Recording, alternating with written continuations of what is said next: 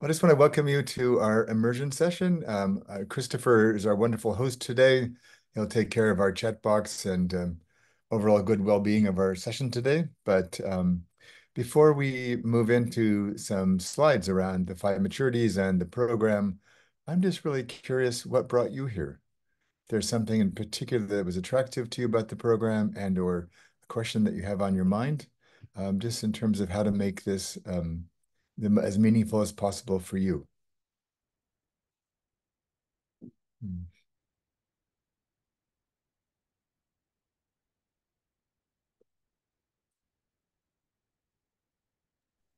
Well, I'll start. Hi, David. Okay. Hey, Kathleen, good to see you again. You as well.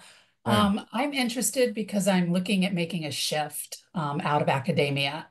Okay. So that's kind of my purpose here.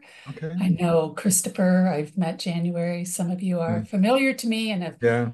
heard my woes of working in the academic environment. So I'm finally ready to take the plunge. So that's why I'm here, just to kind of Um, see if this program might, help me as I transition. okay. I'm staying here with my best friend back in Portland, and we had a rousing conversation last night about the future of higher education and healthcare. So we have people Yes. working in leadership spaces in both of those, and let's just say the outcome wasn't super positive. Um, No, it's kind of scary right now. yeah, Yeah. yeah. So I'm with you. Hmm. And somebody else said there. Oh, Jill, yes, Yeah. welcome. Good morning. Well, David, your name's all over the place in my IOC. You've got a class coming up. I was like, Yeah. oh, I could do this with David. I could do this with IOC. I could do it. But I am a full-time executive coach, but I also am a coach educator. And in our GSAC meeting, your five Oh, uh, yeah.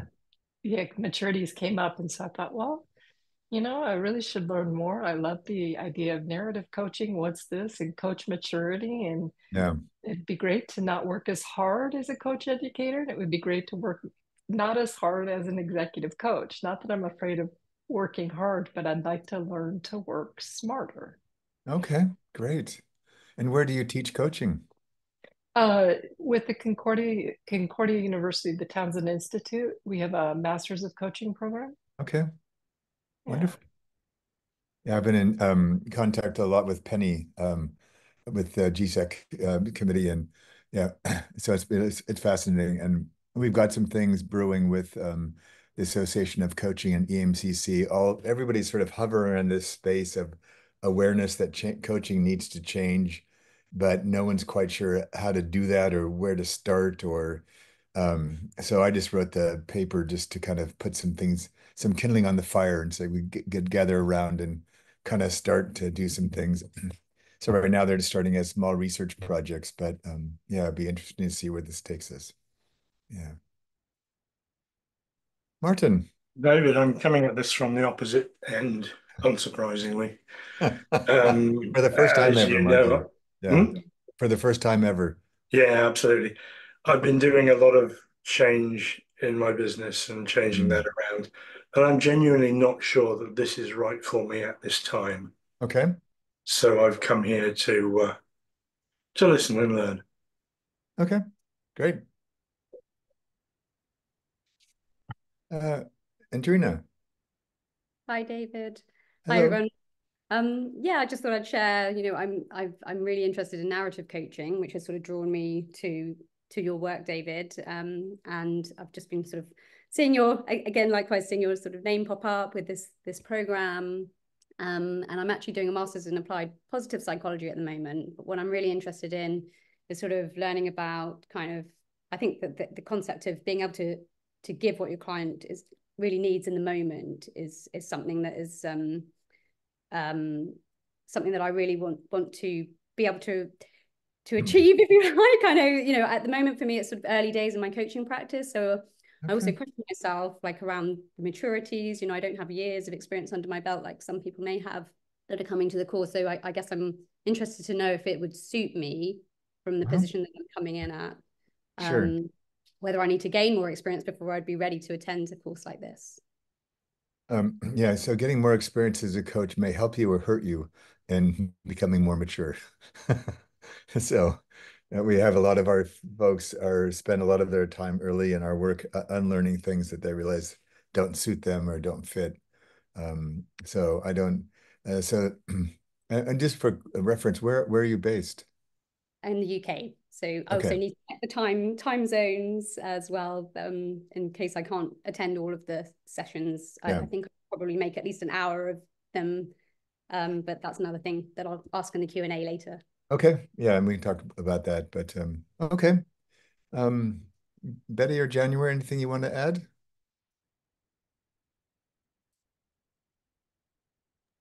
No, just want to learn more and at a deeper level.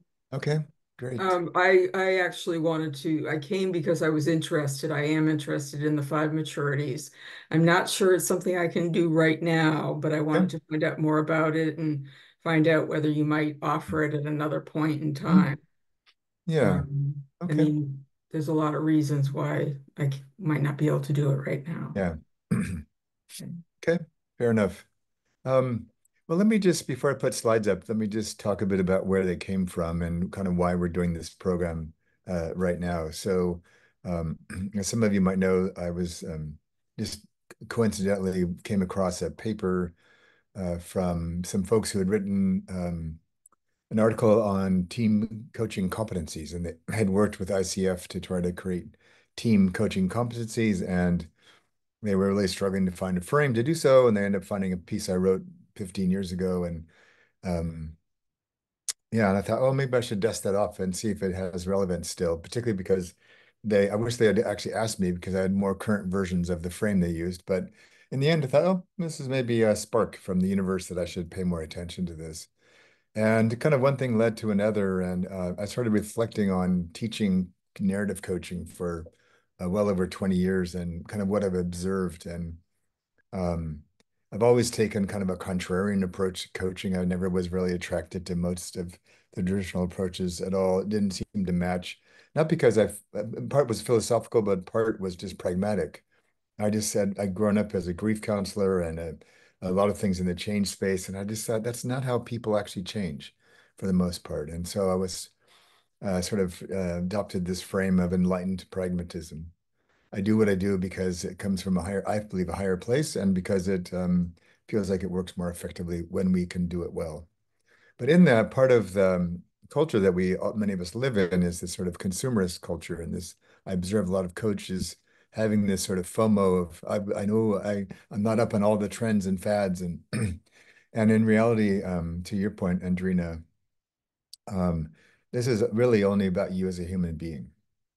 And what I observed is that the coaches that learned better, did better, yeah, they might have, advanced some of their skills, but fundamentally they were more able to hold deeper and more potent spaces for people. And that was fundamentally a function of their maturity. And their maturity doesn't, you can't count it on a calendar. It has some things to do with age, but not as much as we think.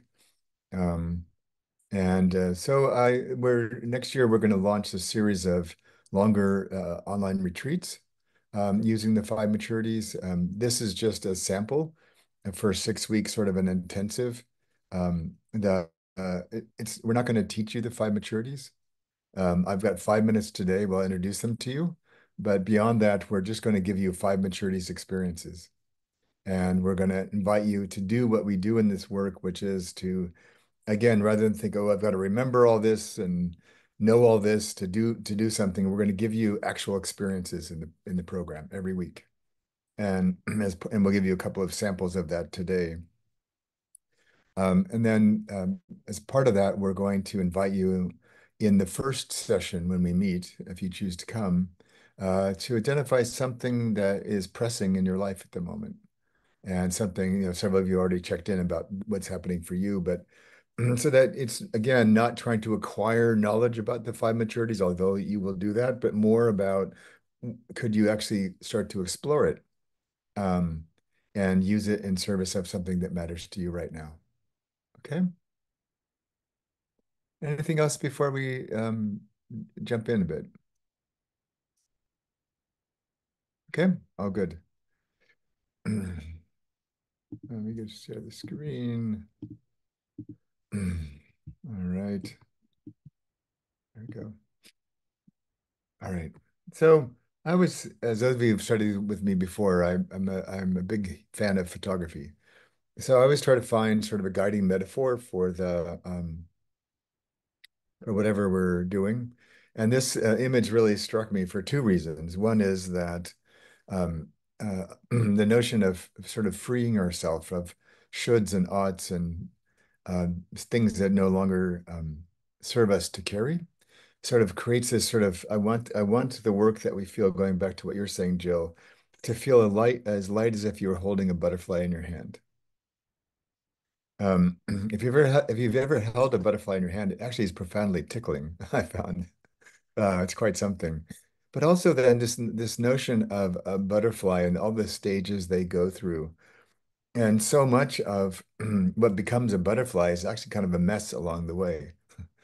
And so part of it is starting to move away, like I said, from a notion of my growth as a coach will be measured by the volume of things I inhale or bring on.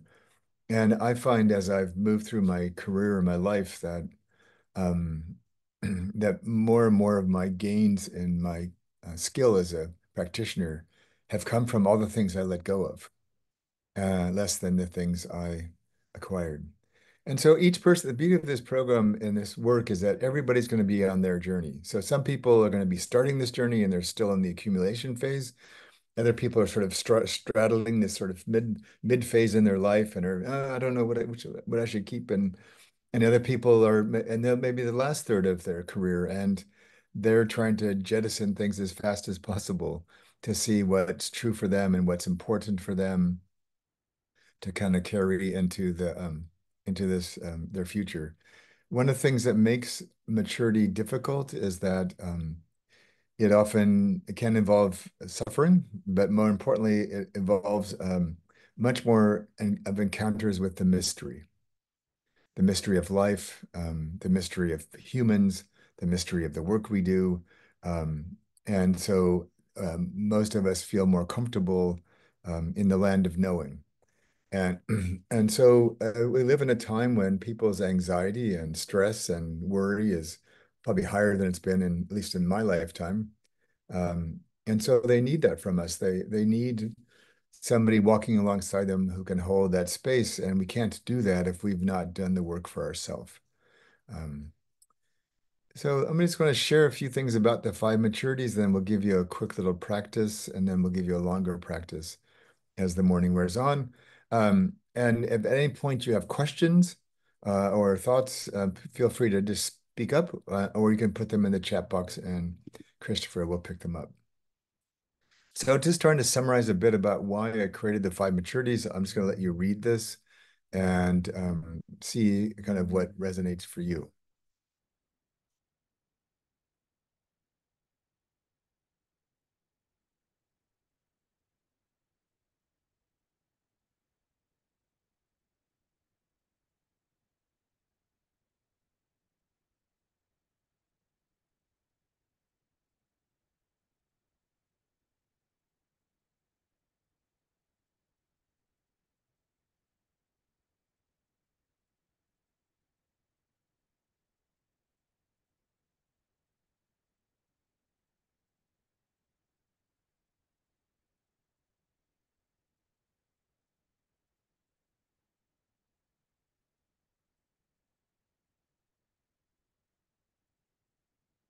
Right.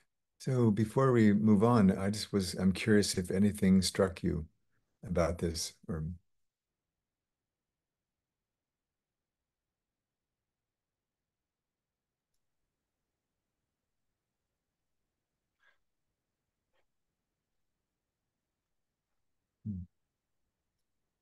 I can perhaps share a personal experience yeah.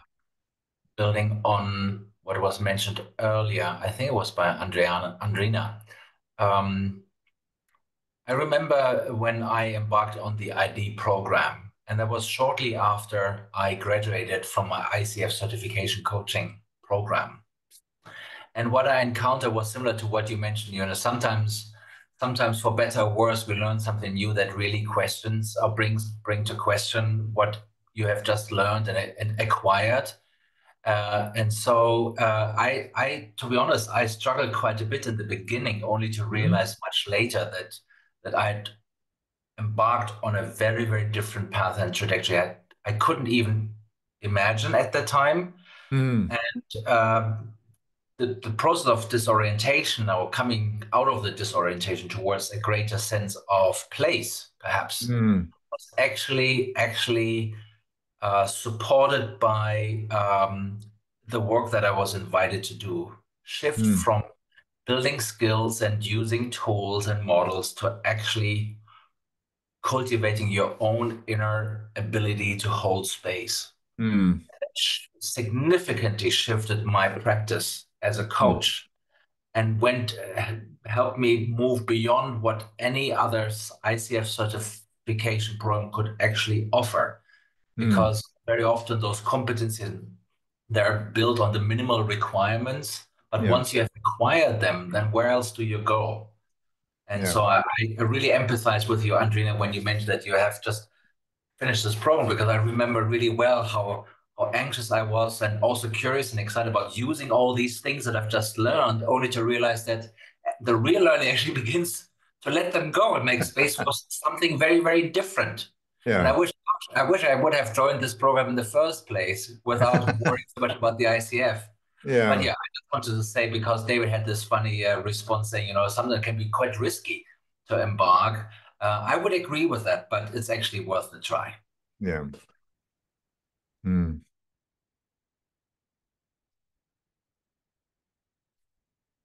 Anybody else want to share? Otherwise, it's all good.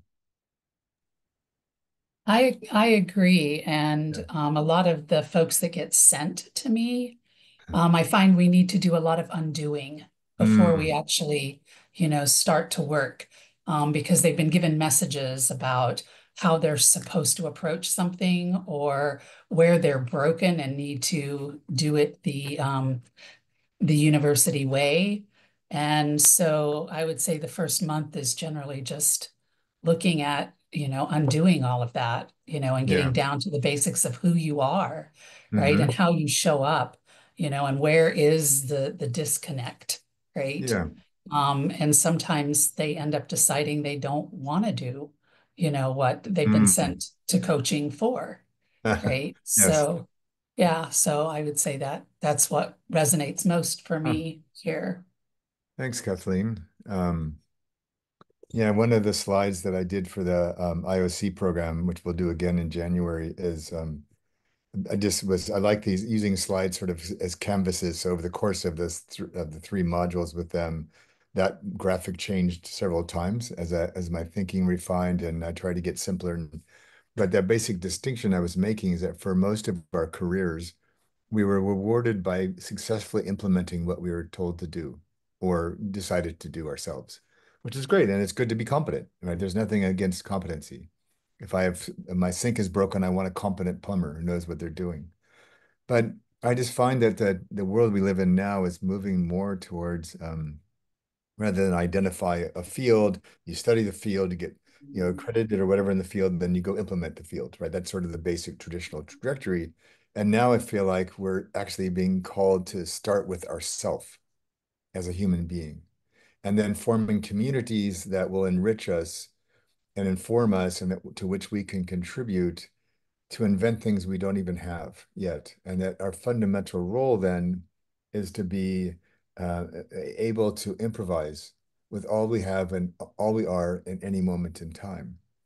And so I think parts just commercially and strategically, part of what this means is, as I think about listening to my colleagues' stories, my dear friends' stories last night. From one works in a massive healthcare center and hospital system and school, and the other one comes out of like decades in higher education. And we were and they're both, now in their 60s and trying to figure out kind of where's theirs to play. They're not seeing a lot of opportunity to play in the system as it's sort of collapsing a bit. But they're not 25 where they can just go jump out and go start something new. And so part of it is, I think, like for you, Kathleen, is for many of us, is just sitting back and thinking, like, what is ours to do in this time of profound change, or hopefully change? And when we might be moving away from some of our familiar markers or categories or silos or roles. Um, and so for me, it's like trying to provide some, sort of guiding lights, I suppose, for all of us as we figure out how do we take what we know and apply it in some new ways, and what might that be called, and how do I mature myself so I can go do that, and how do I find other people that are kind of asking the same questions and find ways to connect to them. Um, and for now, for this the little 6 weeks is just to stay quite focused on something specific for you that would help you move forward and as part of the bigger picture. Yeah. If I could make an observation, Yeah, David. Martin. Yeah. Um, I too have come from an ICF background, and a lot of the people that I deal with seem to fall into three categories. There are those who have, if you like, seen the light and gone off into the narrative world and Yeah. aren't worried about credentials and standards and all that competency stuff. There are a small group, or there is a group which I don't have a huge amount to do with now, who are very much invested in the ICF model. There's a great chunk of people in the middle who'd Hmm. like to let go Hmm. of the ICF stuff, but feel that for a variety of reasons they need to retain their currency and retain their badge, if you like, Yeah. to continue to work in that area. And I'm certainly in that group that's at the end of my career. Yeah. And even I feel that pull. I mean, as we've been talking, ICF have emailed me about, maximizing my credential and making sure I have enough competencies and all that sort of stuff. Yeah. It's Yeah. difficult to let go. Yes, it is. And they've, yeah, I won't say anything. But, um, yeah, but thank you for sharing. And it's very true. And I think we attract a lot of people who are curious. And many of our students, even in the narrative coaching space, sort of for hygiene purposes, hold on to their ICF certification because it has commercial value to them sometimes. But I try to tell them that joining an association could be a good career move, and it could actually be helpful for you for a number of reasons. But for me personally, particularly in their case, I don't look at it as a measure of your skill as a coach. It's a reflection of your membership in an association. And so when people can make that distinction and live in both worlds, but for very clear different reasons, then I think it actually can be quite effective. Um, yeah, but I digress. Um, so So I just wanted to share, some of you will recognize this photo. I found this on the web, and the author, the woman that painted this picture, and we've had some really wonderful email exchanges about what it meant to her and what she thinks it signifies. But I just found it really important, is a visual for men and women, for all of us, in terms of how does growth actually happen? And so again, a lot of the more traditional approaches just focus on kind of the sky and what's happening in the water. But in reality, I just find and believe that we're being called into spaces that, are often challenging. And it takes, can we go into ourself and do at points where it's necessary for us? It's not always, but to deepen our own roots in who we are and what we believe and why we do what we do. And sometimes that just takes, periods of incubation. And so I want to just use this as a frame for thinking about the five masteries and maturities, just as an orientation for those of you who are coming to this for the first time. And then we'll give you just a quick practice of this. Um, so competency is the most common frame for this, in terms of all the blue words they're the five masteries, one of which is competency. But I started to realize that, again, the obsession with competencies misses out on so much of what actually creates mastery. And competencies are great for beginners. Here's the lay of the land. Here's the basic expectations we have of you. These are skills and activities that are commonly found. The example I often give in class is if I'm teaching young chefs, I want to know, do they know which end of a knife to hold? Right. But beyond that, once you've mastered holding the handle and not the knife blade, it doesn't teach you anything about how to be actually really good at that. It just gives you that basic piece. And it assumes that competencies are always useful. And so there's some people that get really caught up in the admonition that they should ask lots of powerful questions.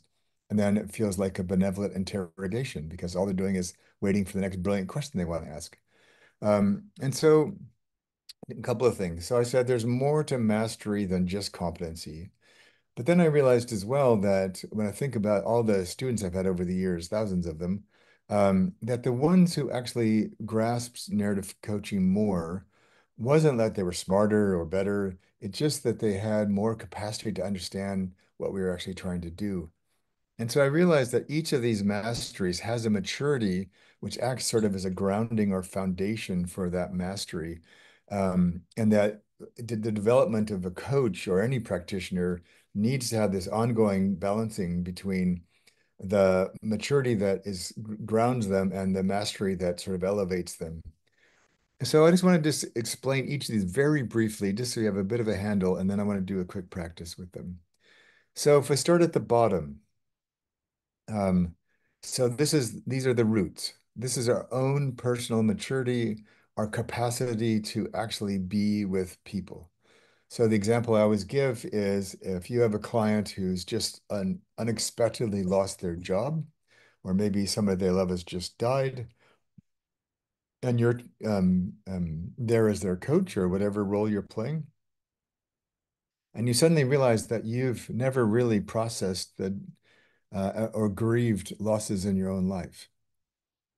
You're not going to be very effective for them because you'll steer the conversation away from the things they might most need because you realize you've never done that work for yourself. Or maybe you have a ongoing narrative thread that says, I will be safe and best if I help people. So you will organize all of your coaching around helping people. And so for those people, I often tell them, could you please stop trying to help them and just be with them? And so this is our fundamental grounding to be with whatever's emerging for the client. And so things that we find challenging in our work are often invitations. How do I need to grow myself to hold that space? If we can do that and, like, for example, self-regulate when things get difficult with a client, it actually enables us to see more. And so that's really the role of spiritual maturity, is the capacity to take multiple perspectives, see the bigger picture, have much more honest clarity about what's actually going on here. And for me, this is a fundamental skill.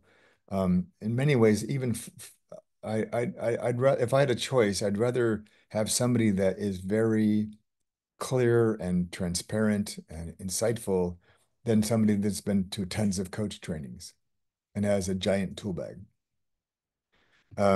And so much of what allows us to grow as a practitioner is that we start to see many, many more layers of what's actually going on.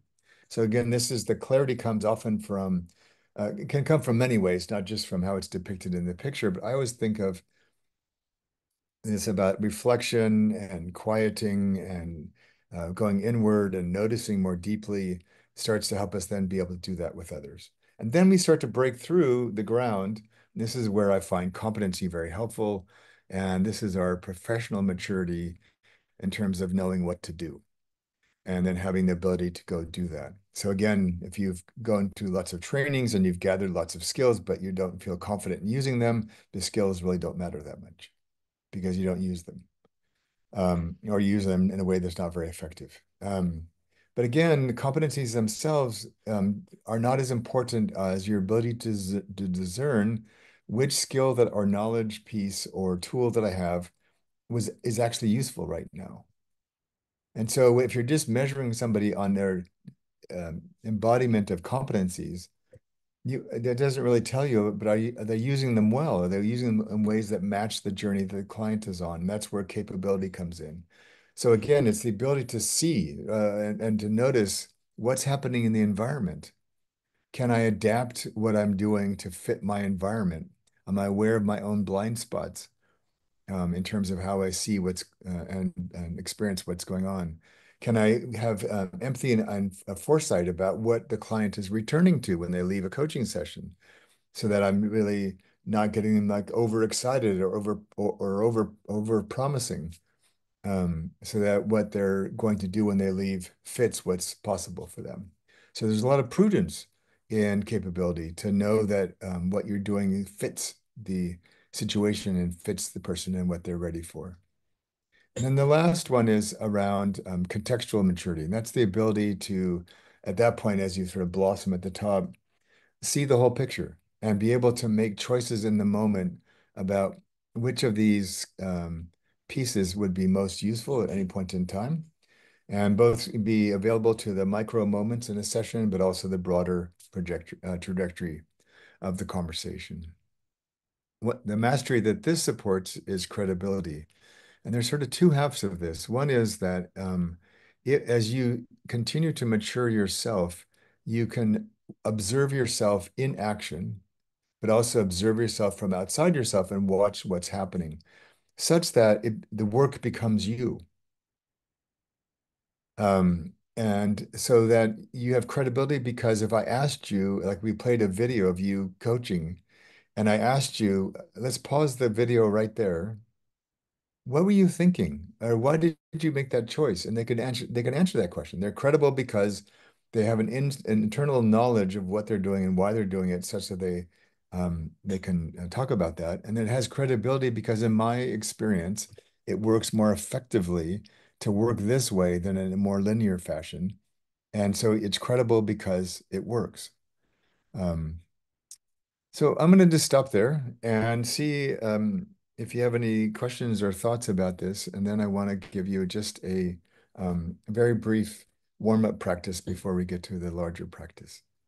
But anything that's on your mind for right now?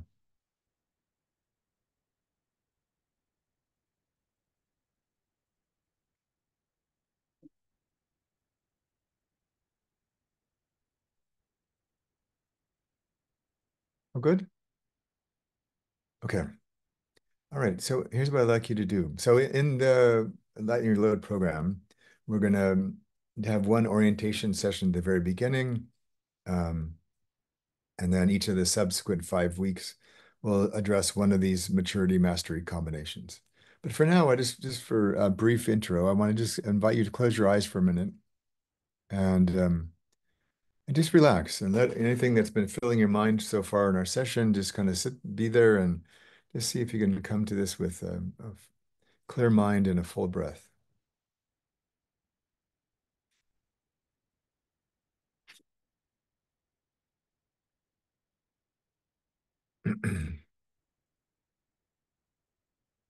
And so I'd like you from here to just bring into your mind's eye an encounter you had recently that in hindsight you wish or think you might have done differently or better.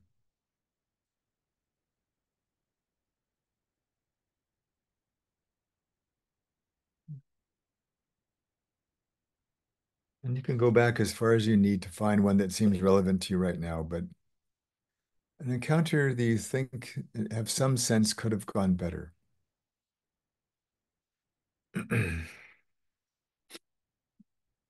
And just notice what comes up for you, even as you bring that to your mind.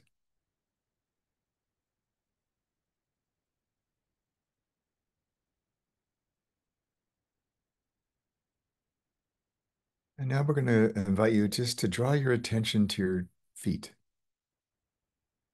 You might wiggle your toes just to kind of ground them and get a better sense of them. And we're going to start here, like in the photo, in terms of your own capacity. So I'm curious, in this encounter, if you were to interrogate your feet in a way, what couldn't you access or pull up from yourself that might have contributed to this encounter not going well or not going like you'd hoped?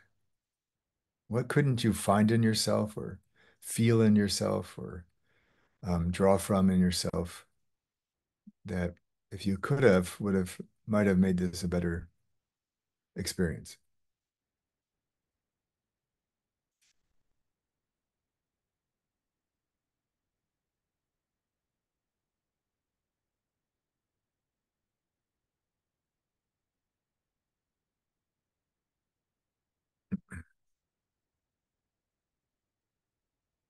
And next, if you could have drawn from this in yourself or accessed this in yourself, what do you think this would have helped you to see? Like in hindsight, what were you missing in terms of how you approached or saw this encounter?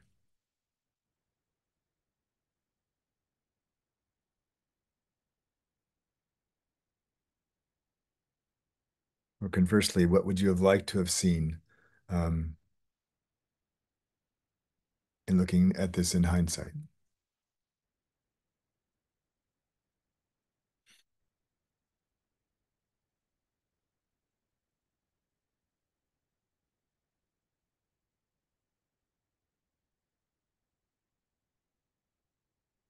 And for the next piece, if you could have accessed more in yourself, if you could have seen maybe more of the whole picture, what skills would have then been available to you to show up in the conversation differently?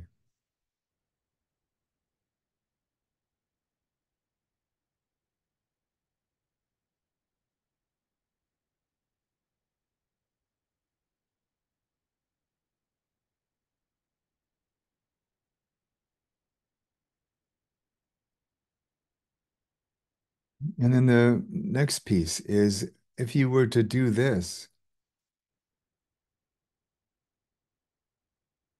how would you have adapted or responded to the context or the environment that you were in a way that would have helped you been more successful in how you showed up?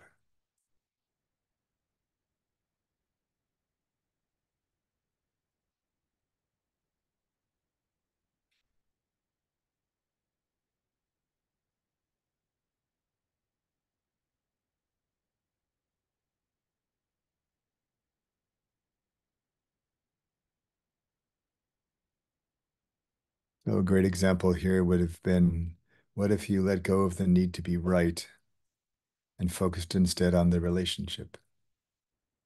What skills would have been helpful there?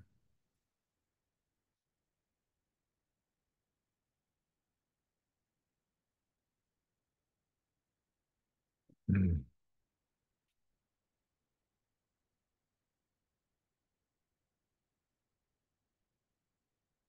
And then finally, just if you can imagine, you can write this down or just sort of say it to yourself.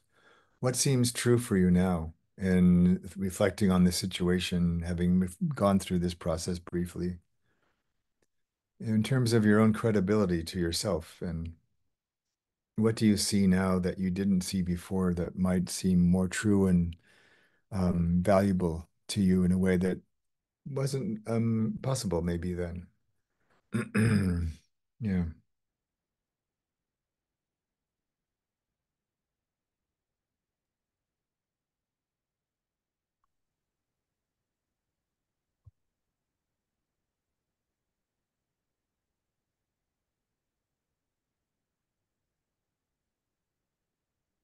Because in the end, part of what this does is it helps us to realize what's actually true.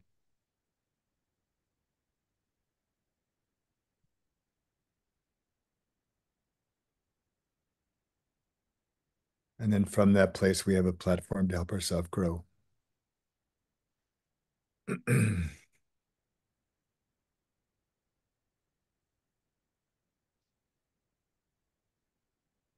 I'm going to invite you just to slowly come back to the room and just take a minute, gather your thoughts. If you want to take some notes, please do. If in the end you want to share some of those from those notes, that'd be wonderful as well. But for now, just come back for yourself and see where you go.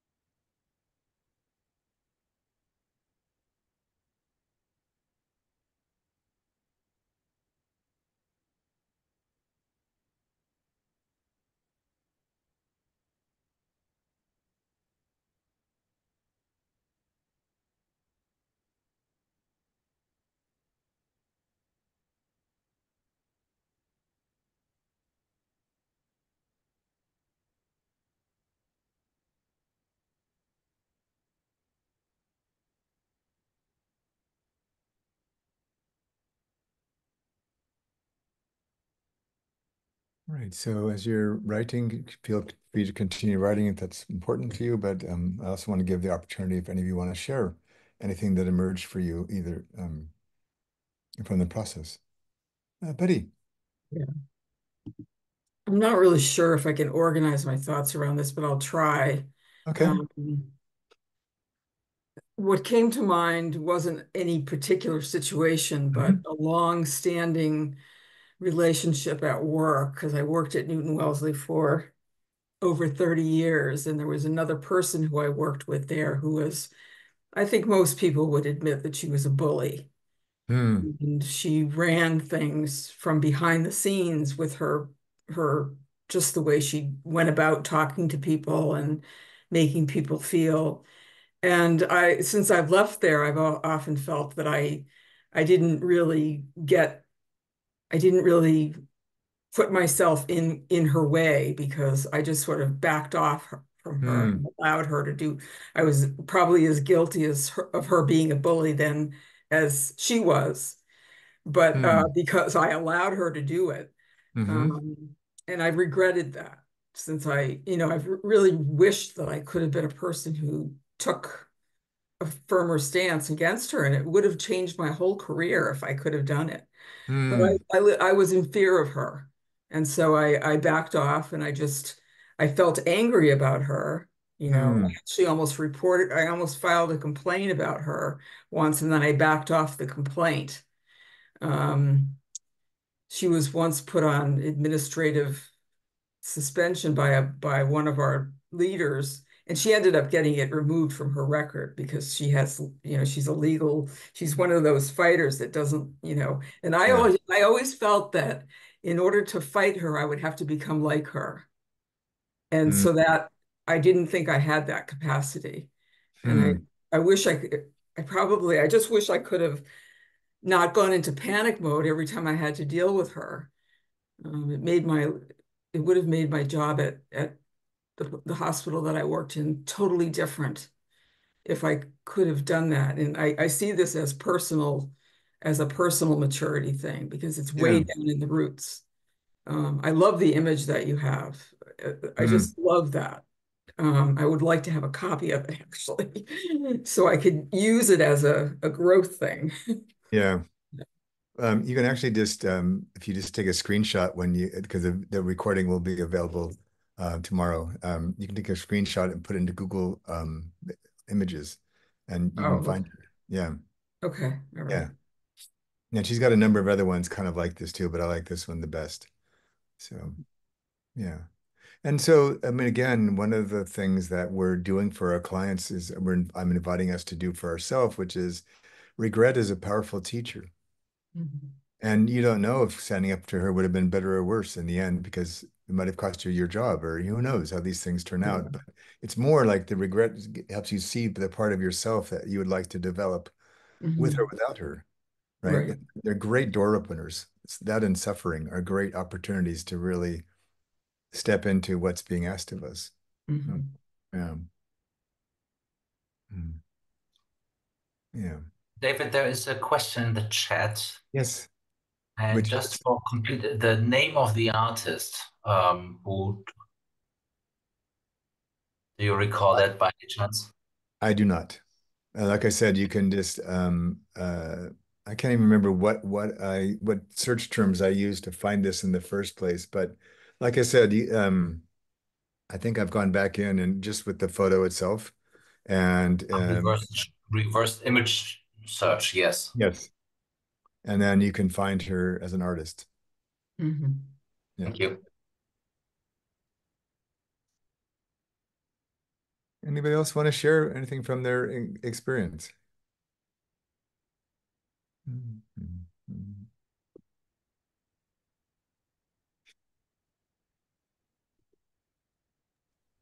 Okay. So what I'd like to do then is go back and share the rest. So I wanted to share a little bit about what the program looks like. And so just to kind of warm us up to that, for me, I sort of look at this as an opportunity to, at whatever stage of the journey we're on, to think about how you'd like to show up differently as the year comes to an end and you're sort of casting your eye over the horizon to next year. Um, and a lot of the program is, again, not giving you more tools, although you'll have some, but more of the focus, like we've just done, is identify sort of openings in your own life, for your own narrative, for your own practice, and say, where am I? Maybe there's something's cluttered, or you're holding on to too much, or like Betty, your case, like really realizing, wonder how my path would have been different if I'd made a different choice. And obviously, we can't go back in time, but that choice point then is a great teaching opportunity for ourselves. And a lot of that for me is, again, not acquiring like 12 new brilliant tools to help you understand whatever. It's more about what gunk can I get out of the way so I can actually see this more clearly. Um, and so it's sort of like, yeah, the gift of subtraction. And my hope is that in that you'll kind of end there. I mean, there's a lot of stressors in our life, not the least of which is the election in the States coming up. But beginning to feel like how can we be with the things as they are, um, and how do we stay empathetic but not overwhelmed, and how do we stay engaged but not burnt out? And so there's just a lot of sort of choice points for us, and I'm hoping that this will be an entree into a process by which you can do some house cleaning. Um, and so the way we've organized this is that it's 6 weeks, which is great because I mean we stay focused on basically one thing for you, and so there's not so you can sort of can track that. There'll be a live session every week with me. There'll be some small group dialogues in pods, kind of go further with what about that's important for you. And then there's some discussion spaces on our forum where I and others will kind of join in so you can get to know each other better, share reflections, talk about common interests, deepen your learning, etc. Um, and there will be some assignments for the pods, and you can choose to do them or ignore them. It's up to you. As long as people are getting value from the pods, do whatever seems in fitting with this work, do whatever is fitting for you. And then one of the things that's different is for the first time, we have a much simpler handbook than we do for our big programs, but more so they're going to have all the content will be in there, as well as a space for you to journal about what's happening so that the content and your writing are all in the same place. So you're able to use that as part of the program if you so choose. Um, yeah, so we're doing it twice a day. So again, all of these are recorded. So if you miss one or want to go back and listen again, they're all available. We've moved traditionally our second session is at 6 p.m. ET. But now that I'm moving to Amsterdam, part of my commitment to myself is to not do any more midnight classes.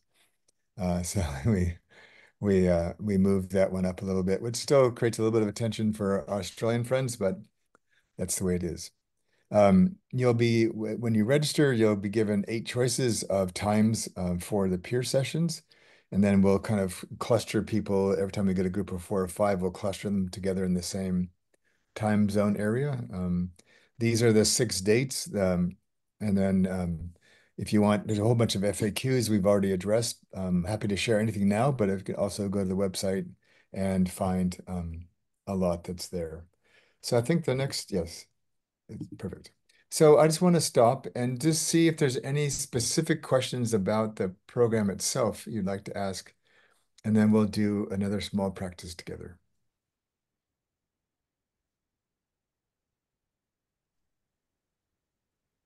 Oh, I have a question. Yeah, Betty. Are the pods going to be connected with Ovida? No, not yet. We're only going to do this program once because next year we're launching um, the a longer version of this, which will be 6 months, and then we'll launch a new one every 3 months, so that there'll be some overlap, so that people further down on that journey can help the ones who are just starting. And we're going to incorporate Novita there, and we're also running mastermind groups for ID graduates and NC graduates, which certainly the NC one will incorporate Ovida, which is an online platform. It actually allows you to record yourself and get feedback. And I think the ID one's going to focus probably not with Ovida because it's going to be focused more on projects and business building and how to use ID in what you're already doing. So, yeah. I'm trying to work with Ovida to try to find a simpler way we can use them for this purpose. Because it's a pretty low priced program, so it costs us to use them. So we're working on that. I have an idea about how we can use this most likely as a sort of a beginning and ending recording. So you can start like just dictating, here's my story, if you will, and then maybe reflect on that when you get to the end so you have a comparison for yourself. Yeah. Perhaps a comment from my side. Yes, So Christopher. apart from these options to join a live session twice at two different times, you have these 8 options to meet with your peers. But in addition to that, obviously, we want to encourage the use of the circle environment and to really engage people in conversations where you can ask questions, liaise with others, reach out to others, set up your own initiative and reach out to those so that you're not necessarily constrained by the people that you're being merged across your time zone, but you have all the opportunities to reach out to anyone and see how you can connect and work together. Because for me, this is a very intimate program. It's really about your own personal growth and development. So, and it's a great way of preparing yourself to perhaps then embark on a larger program next year or at another time. So from my side as the community leader, I'm always happy to see people join the platform, and I will be there as well to help to facilitate these conversations as much as I can. Yeah, and so just to build on what Christopher is saying, so one of our hopes more broadly, but they'll sort of start with this program, is that people will take initiative to create groups. So, for example, just even from this conversation, I would love to see a group for those of us in our 60s. How does all this seem to us now? Like, how do we want to be relevant now and add meaning now? Um, and I think oftentimes we suffer on our own with some of these dilemmas, and it would be great to do that. But it'd be fascinating. I wouldn't join, but it would be fascinating to have a group of how do we coexist with ICF and the work we're doing here, and how do we make that work for us? Um, and so again, it's a common dilemma that many people face. A lot of our graduates have figured out a way to kind of stay sane in that space. But again, we want to, well, the whole like shift of everything for next year is moving away from dependency on content and focusing way more on community. And the content will take sort of a back seat. And so this is our first foray to begin to encourage that and use that as prototyping some ways we might encourage folks to start small groups. Yeah. Anything else about the program itself?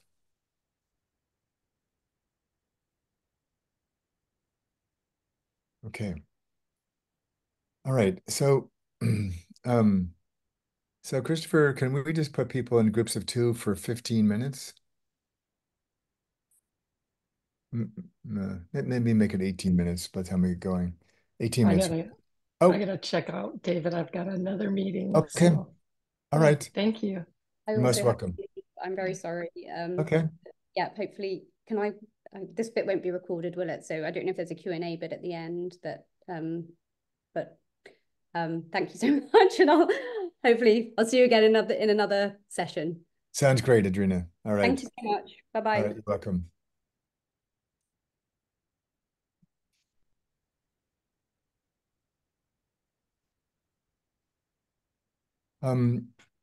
So given we now have, oh wait, there's Ramesh. Hey. And there he's not. And there he is. Ramesh.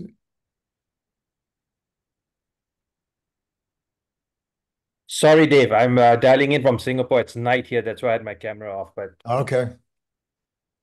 might have been following it all along. Great. Yeah. Wonderful. All right. So here's what I would like you to do. So again, the purpose, the sort of design of this program is using a series of experiences every week to explore a question that's important to you. And so I just want to give you an example of what that might be like, because we'll take often these are sort of might seem indirect at first, but they're a way of surfacing things because a lot of what we're encountering around maturity, like I said before, is in the realm of mystery. So we don't go right at something because it's really difficult then to sometimes see it. And so we kind of circle it until it becomes clear, and then we might focus in from that point. So this is an example of the kind of question that we might ask you. But I'm going to give you a little bit of time to just play with this yourself. Um, is to invite you to think about if you could spend a day with anyone, living or dead, I suppose real or imagined, but who would it be? What would you do if you had one day? What would you talk about or hope that you would hear? Why is that important to you? And then lastly, what does this say about your maturity in terms of generally we think of these kind of people or encounters as helping us to resolve something or address something. And so, what might the choice of person say to you about what's being called to maturity in yourself? Okay. Um, all right. All There right. was just a point we have four participants, and I Perfect. wonder should we do this in still pairs of two? Yes. Okay. Strangely enough, I only have one room here. Let me see.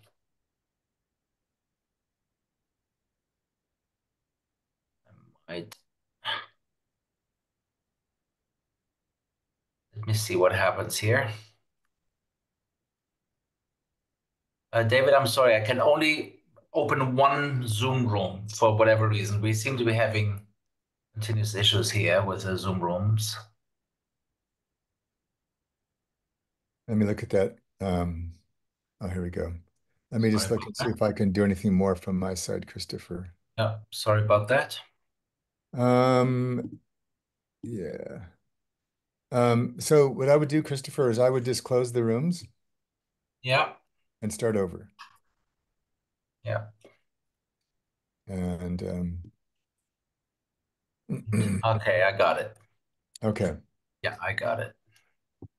Okay, we're ready. So 15 minutes or 18? Let's do 15 for now. Mhm. Okay, I'm sending you off. See you in 15 minutes. All right. Enjoy.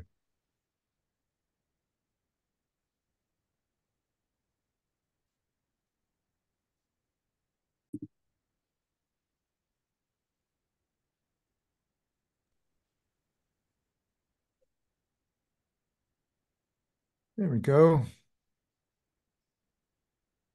All right. So we just have a few minutes left. I would just be curious if there's something you'd like to share from your conversations. Who did you choose to bring into the room? Hmm.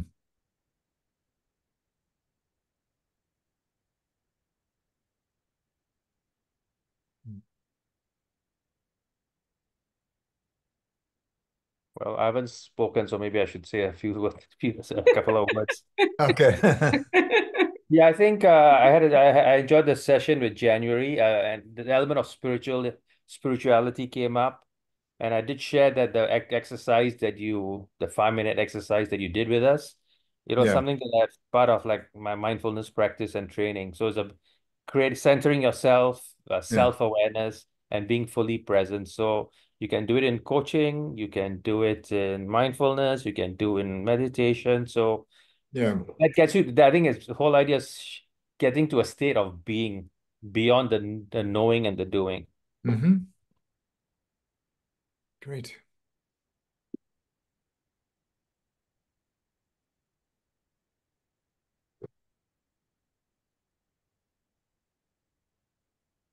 Mm. Hey, Betty. I'm going to admit that when I got this question, I really was like, there isn't anybody that I want to spend a whole day with. How about Okay. now? If I was going to spend a whole day, I'd have to take a lot of breaks. Okay. So basically, I didn't bring anybody. I Okay. talked more about my old enemy, the Okay. bully. Fair enough. Yeah, maybe I should just give people, if you had an hour with anybody, who would it be? Yeah, that might be a good place to start. Yeah. Okay. Like, whole day. Yeah. Hmm. January, who did you end up bringing? Krishnamurti. Okay. And come. Yeah, yeah, I really, for a long time have really appreciated his uh, perspective, and I'm moving from the doing, knowing and doing to being. And so that's why I think he would be really important for me at Okay. this time. All right. Hmm. And Martin, who did you bring? Betty and I talked around the subject and talked around a little bit about you should never meet your heroes because then they might not be heroes anymore. But Yeah. I recounted something from a long time ago where there was a professor of infectious diseases who had a very good reputation, stellar reputation, and so I went to work for him. It wasn't quite as one expected, but I learned a lot. Hmm. He still has a stellar reputation. It's good. It's all Yeah. good. Um, but you get to see um, what it's like to inhabit that place, Hmm. the external facing mindset, Hmm. which is about academic survival, if you like. Hmm. Hmm. And Christopher, I'm curious if you were to do this exercise, does anybody come to mind for you?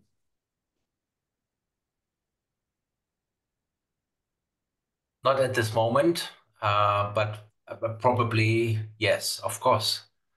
Yeah. Okay.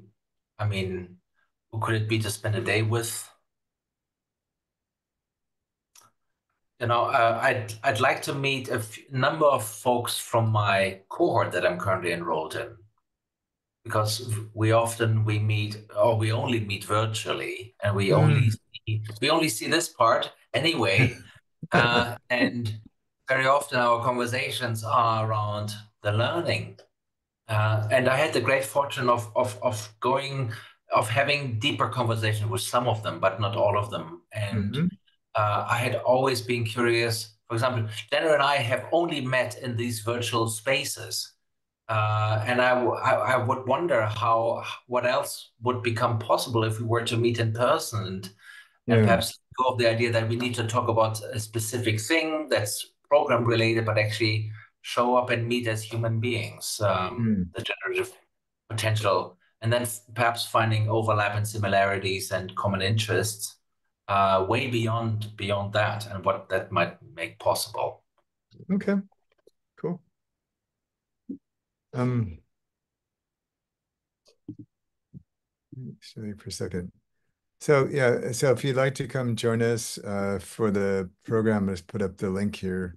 Um, and there's also an FAQ section on the website, as well as if you can always reach out to us at MI Connect at the Moment Institute, and Steve will help you out if you have any questions. But anyways, I hope that you'll come and join us, and then if not, maybe next year when we offer the retreats as a chance to go much deeper on all of this. Anything else that feels important to you before we close for today? David, quick question. Yes. You're also running a program I think for IOC. Is that going to be Yes. similar, a bit different?